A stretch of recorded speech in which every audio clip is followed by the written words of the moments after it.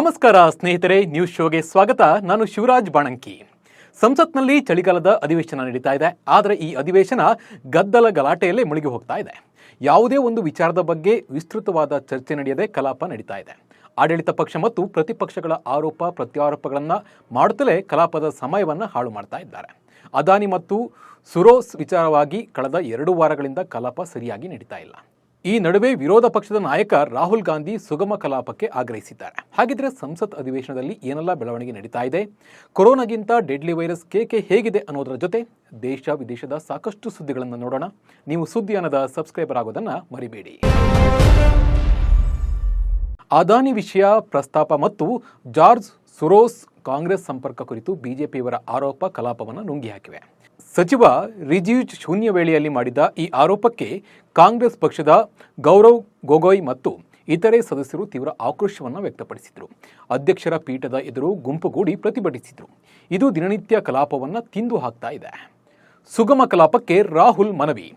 ಇನ್ನು ಸಂಸತ್ ಕಲಾಪ ಬಿಕ್ಕಟ್ಟಿನ ನಡುವೆ ಸ್ಪೀಕರ್ ಓಂ ಬಿರ್ಲಾ ಅವರನ್ನು ಲೋಕಸಭೆ ವಿಪಕ್ಷ ನಾಯಕ ರಾಹುಲ್ ಗಾಂಧಿ ಭೇಟಿಯಾದರು.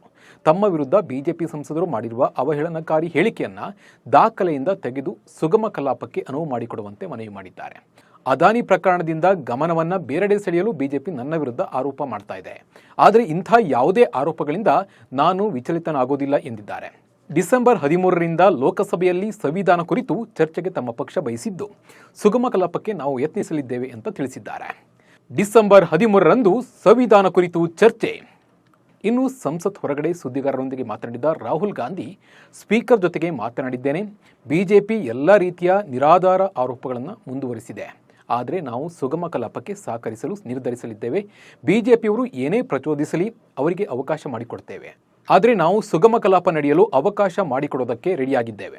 ಡಿಸೆಂಬರ್ 13ರಂದು ಸಂವಿಧಾನ ಕುರಿತು ಚರ್ಚೆಗೆ ಬಯಸಿದ್ದೇವೆ. ಬಿಜೆಪಿ ಸಂಸದರು ನನ್ನ ಬಗ್ಗೆ ಏನೇ ಮಾತನಾಡಲಿ, ಆದರೆ ಸಂವಿಧಾನ ಕುರಿತು ಚರ್ಚೆ ನಡೆಯಲೇಬೇಕು. ಇದು ತುಂಬ ಸರಳವಾಗಿದೆ. ಅದಾನಿ ವಿಚಾರದ ಬಗ್ಗೆ ಚರ್ಚೆಗೆ ಅವರು ಸಿದ್ಧರಿಲ್ಲ. ಅದಾನಿ ವಿಚಾರದಿಂದ ಗಮನ ಬೇರೆಡೆ ಸೆಳೆಯಲು ಯತ್ನಿಸುತ್ತಿದ್ದಾರೆ. ಅಧಿವೇಶನದ ಕೊನೆಯವರೆಗೂ ನಾವು ಅವರನ್ನು ಬಿಟ್ಟುಕೊಡೋದಿಲ್ಲ ಅಂತ ಹೇಳಿದ್ದಾರೆ. ರಾಜ್ಯಸಭೆ ಕಲಾಪದಲ್ಲಿ ಗದ್ದಲ ಗಲಾಟೆ. ರಾಜ್ಯಸಭೆ ಅಧ್ಯಕ್ಷ ಜಗದೀಪ್ ಧನ್ಖರ್ ಅವರ ಪಕ್ಷಾತೀತ ಧೋರಣೆ ಖಂಡಿಸಿ ಕಾಂಗ್ರೆಸ್ ನೇತೃತ್ವದ ಇಂಡಿಯಾ ಒಕ್ಕೂಟ ಪ್ರತಿಭಟನೆ ನಡೆಸಿ ಆಕ್ರೋಶ ಹೊರಹಾಕಿತು. ಕಲಾಪ ಆರಂಭವಾಗ್ತಾ ಇದ್ದಂತೆ ಪ್ರತಿಪಕ್ಷ ಸದಸ್ಯರು ಸಭಾಪತಿಗಳ ವಿರುದ್ಧ ಘೋಷಣೆಗಳನ್ನು ಕೂಗಿ ಕಲಾಪಕ್ಕೆ ಅಡ್ಡಿಯುಂಟು ಮಾಡಿದರು. ಅವಿಶ್ವಾಸ ನಿರ್ಣಯ ಕುರಿತು ಚರ್ಚೆಗೆ ಒತ್ತಾಯಿಸಿದರು. ಇದಕ್ಕೆ ಸಭಾಪತಿಗಳು ಒಪ್ಪದೆ ಪಟ್ಟಿ ಮಾಡಲಾದ ವಿಷಯಗಳ ಕುರಿತು ಚರ್ಚೆಗೆ ಅನುಮತಿ ನೀಡಿದರು. ಇದಕ್ಕೆ ವಿರೋಧ ಪಕ್ಷಗಳು ತೀವ್ರ ಆಕ್ರೋಶ ವ್ಯಕ್ತಪಡಿಸಿ ಗದ್ದಲವನ್ನು ಉಂಟು ಮಾಡಿತ್ತು. ರಾಜ್ಯಸಭೆ ಸಭಾಪತಿ ಜಗದೀಪ್ ಧನ್ಖರ್ ವಿರುದ್ಧ ಮಂಗಳವಾರ ವಿಪಕ್ಷಗಳು ಅವಿಶ್ವಾಸ ನಿರ್ಣಯ ಮಂಡಿಸಿವೆ. ಹೀಗೆ ಲೋಕಸಭೆ ಮತ್ತು ರಾಜ್ಯಸಭೆ ಕಲಾಪಗಳು ಗದ್ದಲ ಗಲಾಟೆಯಿಂದ ಕೊನೆಗೊಳ್ತಾ ಇದ್ದು ಉಪಯೋಗಕ್ಕೆ ಬರುವಂತ ಒಂದೇ ಒಂದು ಚರ್ಚೆಗಳು ಕೂಡ ನಡೀತಾ ಇಲ್ಲ. ಕೊರೋನಾ ಕಾಟದಿಂದ ತತ್ತರಿಸಿ ಹೋಗಿರುವ ಜಗತ್ತಿಗೆ ಮತ್ತೊಂದು ವೈರಸ್ ಕಾಟ ಶುರುವಾಗಿದೆ. ಅದೇ ಬ್ಲೀಡಿಂಗ್ ಐ ವೈರಸ್. ಈ ವೈರಸ್ ಜಗತ್ತಿನಾದ್ಯಂತ ವೇಗವಾಗಿ ಹರಡ್ತಾ ಇದ್ದು ಹೆಚ್ಚಿನ ಎಚ್ಚರಿಕೆ ವಹಿಸಲು ಸಲಹೆಯನ್ನು ನೀಡಲಾಗ್ತಾ ಇದೆ. ಮಾರ್ಬರ್ಗ್ ಎಂದು ವೈದ್ಯಕೀಯವಾಗಿ ಕರೆಯುವ ಈ ಬ್ಲೀಡಿಂಗ್ ಐ ವೈರಸ್ ಈಗಾಗಲೇ ರುವಾಂಡದಲ್ಲಿ 15 ಜನರ ಬಲಿಯನ್ನು ತೆಗೆದುಕೊಂಡಿದೆ. 100 ಮಂದಿ ಸೋಂಕಿಗೆ ಒಳಗಾಗಿದ್ದಾರೆ. ಬ್ಲೀಡಿಂಗ್ ಐ ವೈರಸ್ ಒಂದು ರೀತಿಯ ಸೋಂಕಾಗಿದ್ದು ಇದು ಸಂಭವಿಸಿದಾಗ ಕಣ್ಣುಗಳಿಂದ ರಕ್ತ ಹೊರಬರಬಹುದು. ಈಗಾಗಲೇ ಎಂಪ್ಲಾಕ್ಸ್ ವೈರಸ್ಗಳಿಂದ ಹೋರಾಡ್ತಿರುವ ಆಫ್ರಿಕನ್ ದೇಶಗಳಿಗೆ ಈ ರೋಗ ಬೇಗ ಹರಡುವ ಸಾಧ್ಯತೆ ಹೆಚ್ಚಾಗಿದೆ. ವೈರಸ್ ಬಾವಲಿಗಳಿಂದ ಮನುಷ್ಯರಿಗೆ ಹರಡುತ್ತದೆ. ದೈಹಿಕ ದ್ರವಗಳಿಂದ ಒಬ್ಬರಿಂದ ಒಬ್ಬರಿಗೆ ಹರಡುತ್ತದೆ. ಸೋಂಕಿನ ವ್ಯಕ್ತಿಯ ಕಣ್ಣೀರು, ಬೆವರು, ಮಲ ಮೂತ್ರಗಳಿಂದ ಬರುತ್ತದೆ. ಅಲ್ಲದೆ ಸೋಂಕಿತ ವ್ಯಕ್ತಿ ಬಳಸಿದ ವಸ್ತುಗಳ ಮೂಲಕವೂ ಇನ್ನೊಬ್ಬರಿಗೆ ಹರಡುತ್ತದೆ. ಅಂದರೆ ಸೋಂಕಿತ ವ್ಯಕ್ತಿಯೊಂದಿಗೆ ವ್ಯಕ್ತಿ ಬಳಸಿದ ವಸ್ತುಗಳ ಜೊತೆ ನೇರ ಸಂಪರ್ಕ ಮಾಡಿದರೆ ಈ ವೈರಸ್ ಹರಡುತ್ತದೆ. ಹಾಗಿದ್ರೆ ಈ ರೋಗ ಎಲ್ಲೆಲ್ಲಿ ಹರಡುತ್ತದೆ, ಇದರ ಲಕ್ಷಣಗಳೇನು ಅನ್ನೋದನ್ನು ನೋಡೋಣ ಬನ್ನಿ. ವ್ಯಕ್ತಿಯ ದೇಹ ಹೊಕ್ಕಿದ 21 ದಿನಗಳ ನಂತರ ಈ ವೈರಸ್ ಕೆಲಸ ಶುರು ಮಾಡುತ್ತೆ. ಇದ್ದಕ್ಕಿದ್ದಂತ ಹಾಗೆ ಮನುಷ್ಯನ ದೇಹವನ್ನು ಕಂಟ್ರೋಲ್ಗೆ ತೆಗೆದುಕೊಳ್ಳುತ್ತದೆ. ಮೊದಲು 2 ದಿನ ತೀವ್ರ ಜ್ವರ ಮತ್ತು ತೀವ್ರ ತಲೆನೋವು ಶುರುವಾಗುತ್ತೆ. 3ನೇ ದಿನ ಅತಿಸಾರ, ಹೊಟ್ಟೆನೋವು, ಸ್ನಾಯು ಸೆಳೆತ, ವಾಕರಿಕೆ ಮತ್ತು ವಾಂತಿ. ಕೆಲವು ಸಂದರ್ಭಗಳಲ್ಲಿ ಕಣ್ಣುಗಳಿಂದ ರಕ್ತವೂ ಹೊರಬರುತ್ತೆ. 5 ಮತ್ತು 7 ದಿನಗಳ ನಡುವೆ ರೋಗದ ಗಂಭೀರತೆ ಮತ್ತಷ್ಟು ಹೆಚ್ಚಾಗುತ್ತಾ ಹೋಗುತ್ತದೆ. ರಕ್ತಸ್ರಾವ, ಕಣ್ಣುಗಳಿಂದ ರಕ್ತ ಹೊರಬರುತ್ತದೆ. 8ರಿಂದ 9 ದಿನಗಳ ನಡುವೆ ಈ ಎಲ್ಲ ಲಕ್ಷಣಗಳು ಕಾಣಿಸಿಕೊಳ್ಳುತ್ತದೆ. ನಂತರ ಸೋಂಕಿನ ತೀವ್ರತೆ ಮತ್ತಷ್ಟು ಉಲ್ಬಣಗೊಳ್ಳುತ್ತದೆ. ಜೀವವನ್ನೇ ಕಳೆದುಕೊಳ್ಳಬೇಕಾದ ಪರಿಸ್ಥಿತಿ ಎದುರಾಗ್ತದೆ.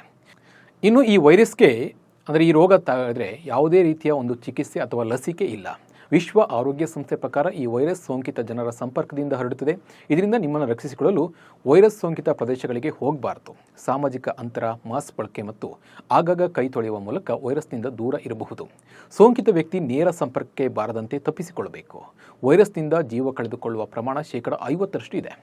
ಆಫ್ರಿಕಾ ದೇಶಗಳಲ್ಲಿ ಬ್ಲೀಡಿಂಗ್ ಐ ವೈರಸ್ನ ಸೋಂಕು ಹೆಚ್ಚಾದ ಹಿನ್ನೆಲೆಯಲ್ಲಿ ಅಲ್ಲಿನ 17 ದೇಶಗಳಿಗೆ ಪ್ರಯಾಣಿಸುವರಿಗೆ ವಿಶ್ವ ಆರೋಗ್ಯ ಸಂಸ್ಥೆ ಎಚ್ಚರಿಕೆಯನ್ನು ನೀಡಿದೆ. ಒಂದು ದೇಶದಿಂದ ಮತ್ತೊಂದು ದೇಶಕ್ಕೆ ಪ್ರಯಾಣಿಸುವಾಗ ಆರೋಗ್ಯ ಸುರಕ್ಷತೆ ಬಗ್ಗೆ ಎಚ್ಚರಿಕೆ ಇರಲಿ. ಇಂಗ್ಲೆಂಡಿಗೆ ಹೋಗೋರು ಜಾಗೃತರಾಗಿರಬೇಕು ಎಂದಿದೆ. ಇದು ಕೊರೋನಾಕ್ಕಿಂತ ಭೀಕರವಾಗಿದ್ದು ಈಗಾಗಲೇ ಅದನ್ನು ಹಿಮ್ಮೆಟ್ಟಿಸುವ ಕೆಲಸ ಮಾಡಬೇಕಾಗಿದೆ. ರಕ್ಷಣಾ ಸಚಿವ ರಾಜನಾಥ್ ಸಿಂಗ್ ರಷ್ಯಾ ಅಧ್ಯಕ್ಷ ಪುಟಿನ್ ಅವರನ್ನು ಮಾಸ್ಕೋದಲ್ಲಿ ಭೇಟಿಯಾಗಿ ಮಾತುಕತೆಯನ್ನು ನಡೆಸಿದ್ದಾರೆ. ಎರಡು ದೇಶಗಳ ನಡುವಿನ ಸ್ನೇಹವು ಅತ್ಯಂತ ಎತ್ತರ ಪರ್ವತಕ್ಕಿಂತ ಎತ್ತರವಾಗಿದೆ ಮತ್ತು ಆಳವಾದ ಸಮುದ್ರಕ್ಕಿಂತ ಆಳವಾಗಿದೆ ಎಂದು ರಾಜನಾಥ್ ಸಿಂಗ್ ಹೇಳಿದ್ದಾರೆ. ಭಾರತ ಯಾವಾಗಲೂ ರಷ್ಯಾದ ಪರವಾಗಿ ನಿಂತಿದೆ ಮತ್ತು ಭವಿಷ್ಯದಲ್ಲಿಯೂ ಈ ನೀತಿಯನ್ನು ಮುಂದುವರಿಸುತ್ತದೆ ಎಂದು ಸಿಂಗ್ ಪುಟಿನ್ ಅವರಿಗೆ ತಿಳಿಸಿದ್ದಾರೆ. ನೆರೆ ರಾಜ್ಯ ಕೇರಳ ಪ್ರವಾಹ ಸಂತ್ರಸ್ತರಿಗೆ ಮನೆ ನಿರ್ಮಾಣ ಮಾಡುವ ವಿಚಾರವಾಗಿ ಕೇರಳ ಸಿಎಂ ಪಿಣರಾಯಿ ವಿಜಯನ್ಗೆ ಸಿಎಂ ಸಿದ್ದರಾಮಯ್ಯ ಪತ್ರ ಬರೆದಿದ್ದಾರೆ. ಈ ವಿಚಾರಕ್ಕೆ ಬಿಜೆಪಿ ನಾಯಕರು ಕಿಡಿಕಾರಿದ್ದಾರೆ. ಅದೇ ರೀತಿಯಾಗಿ ಸಿದ್ದರಾಮಯ್ಯ ವಿರುದ್ಧ ವಿಪಕ್ಷ ನಾಯಕ ಆರ್ ಅಶೋಕ್ ಆಕ್ರೋಶ ವ್ಯಕ್ತಪಡಿಸಿದ್ದು, ಕೇರಳಕ್ಕೆ ಉಪಕಾರಿ, ಕರ್ನಾಟಕಕ್ಕೆ ಮಾರಿ ಎಂದು ವಾಗ್ದಾಳಿ ಮಾಡಿದ್ದಾರೆ. ಈ ಬಗ್ಗೆ ಟ್ವೀಟ್ ಮಾಡಿದ ಆರ್ ಅಶೋಕ್, ಕೇರಳಕ್ಕೆ ಉಪಕಾರಿ, ಕರ್ನಾಟಕಕ್ಕೆ ಮಾರಿ, ಭ್ರಷ್ಟಾಚಾರದ ಕಳಂಕ ಮೆತ್ತಿಕೊಂಡು ಬಂಡತನದಿಂದ ಕುರ್ಚಿ ಉಳಿಸಿಕೊಳ್ಳಲು ಹೆಣಗಾಡ್ತಿರುವ ಸಿಎಂ ಸಿದ್ದರಾಮಯ್ಯನವರ ಸರ್ಕಾರ ಹೈಕಮಾಂಡ್ ನಾಯಕರನ್ನ ಮೆಚ್ಚಿಸಲು ಕನ್ನಡಿಗರ ತೆರಿಗೆ ಹಣವನ್ನು ಪೋಲ್ ಮಾಡ್ತಿದೆ ಎಂದು ಕಿಡಿಕಾರಿದ್ದಾರೆ. ಮುಂಬರುವ ದೆಹಲಿ ವಿಧಾನಸಭಾ ಚುನಾವಣೆಯಲ್ಲಿ ಕಾಂಗ್ರೆಸ್ ಜೊತೆಗೆ ಮೈತ್ರಿ ಇಲ್ಲ ಎಂದು ಆಮ್ ಆದ್ಮಿ ಪಕ್ಷದ ಮುಖ್ಯಸ್ಥ ಅರವಿಂದ್ ಕೇಜ್ರಿವಾಲ್ ಅವರು ಹೇಳಿದ್ದು, ಸ್ವತಂತ್ರವಾಗಿ ಸ್ಪರ್ಧೆಗಿಳಿಸುವುದಾಗಿ ಘೋಷಣೆ ಮಾಡಿದ್ದಾರೆ. ಎಕ್ಸ್ನಲ್ಲಿ ಪೋಸ್ಟ್ ಮಾಡಿ ಸ್ಪಷ್ಟನೆ ನೀಡಿರುವ ಕೇಜ್ರಿವಾಲ್, ಆಮ್ ಆದ್ಮಿ ಪಕ್ಷ ದೆಹಲಿಯಲ್ಲಿ ತನ್ನ ಸ್ವಂತ ಬಲದ ಮೇಲೆ ಈ ಬಾರಿಯ ಚುನಾವಣೆಯಲ್ಲಿ ಹೋರಾಡಲಿದೆ. ಕಾಂಗ್ರೆಸ್ ಜೊತೆ ಮೈತ್ರಿ ಮಾಡಿಕೊಳ್ಳುವ ಸಾಧ್ಯತೆ ಇಲ್ಲ ಎಂದು ಅಧಿಕೃತವಾಗಿ ಹೇಳಿದ್ದಾರೆ. ಈ ವರ್ಷ ಗೂಗಲ್ನಲ್ಲಿ ಅತಿ ಹೆಚ್ಚು ಸರ್ಚ್ ಆದ ಭಾರತೀಯ ವ್ಯಕ್ತಿಗಳ ಪಟ್ಟಿಯನ್ನು ಗೂಗಲ್ ಬಿಡುಗಡೆ ಮಾಡಿದೆ. ಇದರಲ್ಲಿ ಸಾಕಷ್ಟು ಸಿನಿಮಾ ಸೆಲೆಬ್ರಿಟಿಗಳನ್ನು ಹಿಂದಿಕ್ಕಿ ಕುಸ್ತಿಪಟು ವಿನೇಶ್ ಫೋಗಟ್ ಮೊದಲ ಸ್ಥಾನವನ್ನು ಪಡೆದುಕೊಂಡಿದ್ದಾರೆ. ಜೊತೆಗೆ ಹಾರ್ದಿಕ್ ಪಾಂಡ್ಯ, ಶಶಾಂಕ್ ಸಿಂಗ್, ಅಭಿಷೇಕ್ ಶರ್ಮಾ ಮತ್ತು ಲಕ್ಷ್ಯ ಸೇನ್ ಸೇರಿದಂತೆ ಇತರ 4 ಕ್ರೀಡಾಪಟುಗಳು ಟಾಪ್ 10 ರಲ್ಲಿ ಸ್ಥಾನವನ್ನು ಪಡೆದುಕೊಂಡಿದ್ದಾರೆ. ಹಾಗೆ IPL, T20 ವಿಶ್ವಕಪ್, ಬಿಜೆಪಿ ಮತ್ತು ಚುನಾವಣಾ ಫಲಿತಾಂಶದ ವಿಷಯಗಳ ಬಗ್ಗೆ ಗೂಗಲ್ನಲ್ಲಿ ಹುಡುಕಾಟ ನಡೆಸಿದ್ದಾರೆ. ಇದರ ಪಟ್ಟಿಯನ್ನು ಕೂಡ ಗೂಗಲ್ ಬಿಡುಗಡೆ ಮಾಡಿದೆ. ಬಂಗಾಳ ಕೊಲ್ಲಿಯಲ್ಲಿ ಮತ್ತೆ ಚಂಡಮಾರುತ ಉದ್ಭವಿಸಿದ್ದು ದಕ್ಷಿಣ ಒಳನಾಡಿನ 10 ಜಿಲ್ಲೆಗಳಲ್ಲಿ ಮಳೆಯಾಗಲಿದೆ. ಬೆಂಗಳೂರು ನಗರ, ಬೆಂಗಳೂರು ಗ್ರಾಮಾಂತರ, ಚಾಮರಾಜನಗರ, ಚಿತ್ರದುರ್ಗ, ಕೊಡಗು, ಕೋಲಾರ, ಮಂಡ್ಯ, ಮೈಸೂರು, ರಾಮನಗರ ಮತ್ತು ತುಮಕೂರು ಜಿಲ್ಲೆಗಳಿಗೆ ಯೆಲ್ಲೋ ಅಲರ್ಟ್ ನೀಡಲಾಗಿದೆ. ಕರಾವಳಿ ಭಾಗದ ಉಡುಪಿ, ದಕ್ಷಿಣ ಕನ್ನಡ ಜಿಲ್ಲೆಗಳ ಒಂದೆರಡು ಕಡೆಗಳಲ್ಲಿ ಹಗುರ ಮಳೆ ಸುರಿಯಲಿದೆ. ಉತ್ತರ ಒಳನಾಡಿನಲ್ಲಿ ಒಣ ಹವೆ ಇರಲಿದೆ. ಭಾರತ ತಂಡದ ಯುವ ಬ್ಯಾಟರ್ ಸಾಯಿ ಸುದರ್ಶನ್ ಶಸ್ತ್ರಚಿಕಿತ್ಸೆಗೆ ಒಳಗಾಗಿದ್ದಾರೆ. ಕಳೆದ ಕೆಲ ತಿಂಗಳಿಂದ ಸ್ಪೋರ್ಟ್ಸ್ ಹರ್ನಿಯಾ ಸಮಸ್ಯೆಯಿಂದ ಬಳಲುತ್ತಿದ್ದ ಸಾಯಿ ಇದೀಗ ವಿದೇಶದಲ್ಲಿ ಸರ್ಜರಿಗೆ ಒಳಗಾಗಿದ್ದಾರೆ ಎಂದು ತಿಳಿದು ಬಂದಿದೆ. ಇದಕ್ಕೂ ಮುನ್ನ ಸಾಯಿ ಸುದರ್ಶನ್ ಆಸ್ಟ್ರೇಲಿಯಾ ಎ ತಂಡದ ವಿರುದ್ಧ ಸರಣಿಯಲ್ಲಿ ಭಾರತ ಎ ತಂಡವನ್ನು ಪ್ರತಿನಿಧಿಸಿದ್ರು. ಶಸ್ತ್ರಚಿಕಿತ್ಸೆ ಬಗ್ಗೆ ಸೋಷಿಯಲ್ ಮೀಡಿಯಾದಲ್ಲಿ ಮಾಹಿತಿ ಹಂಚಿಕೊಂಡಿರುವ ಸಾಯಿ, ಶೀಘ್ರದಲ್ಲೇ ಕಂಬ್ಯಾಕ್ ಮಾಡ್ತೇನೆ. ಎಲ್ಲ ರೀತಿಯ ಬೆಂಬಲಕ್ಕೆ ವೈದ್ಯಕೀಯ ತಂಡ ಹಾಗೂ BCCIಗೆ ದೊಡ್ಡ ಧನ್ಯವಾದಗಳು. ಹಾಗೆ ಗುಜರಾತ್ ಟೈಟಾನ್ಸ್ ಫ್ಯಾಮಿಲಿ ಪ್ರೀತಿಗೆ ಮತ್ತು ಬೆಂಬಲಕ್ಕೆ ಧನ್ಯವಾದ ಎಂದು ಬರೆದುಕೊಂಡಿದ್ದಾರೆ.